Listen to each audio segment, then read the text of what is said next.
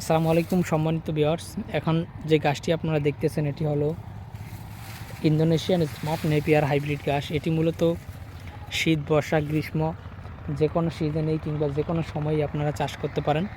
তবে আপনারা বর্তমানে যেহেতু শীত বর্ষাকাল চলছে, এই বর্ষাকালে যদি গাছটি লাগান তাহলে এটি বর্ষাকালে একটু দ্রুত বড় হয়। আপনারা জানেন যে কোনো গাছপালা যদি বর্ষার শুরুতে কিংবা বর্ষার সময় লাগানো হয় তাহলে এটি কিন্তু দ্রুত বড় হয়। সে কারণে আপনারা এখন এই গাছটি লাগাতে পারেন।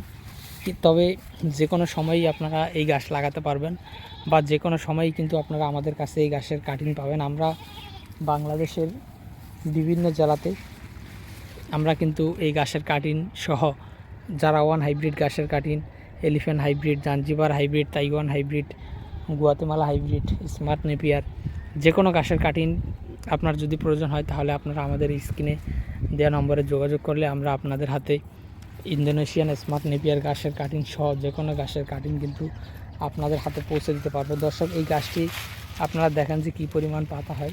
এই স্মার্ট নেপিয়ার গাছের বৈশিষ্ট্যই হলো এটি নিচ থেকে অনেক বেশি চারা হবে এবং অনেক বেশি পাতা হবে।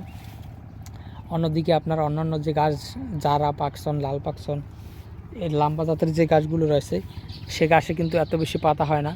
সে গাছে কিন্তু ডাঁটা বেশি হয়, পাতা কম হয় এবং অনেক লম্বা হয় এবং টাইট হয়ে যায়, অর্থাৎ শক্ত হয়ে যায়। সে গাছগুলো কিন্তু মেশিন ছাড়া কেটে খাওয়ানো সম্ভব হয় না।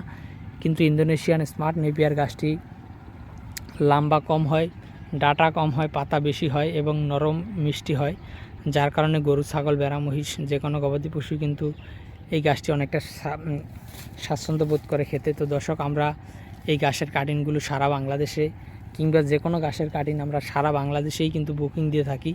আপনার যে কোনো গাছের কাটিংয়ের জন্য অথবা যে কোনো পরামর্শের জন্য আপনারা আমাদের স্ক্রিনে দেওয়া নাম্বারে যোগাযোগ করতে পারবেন। সকলকে অসংখ্য ধন্যবাদ।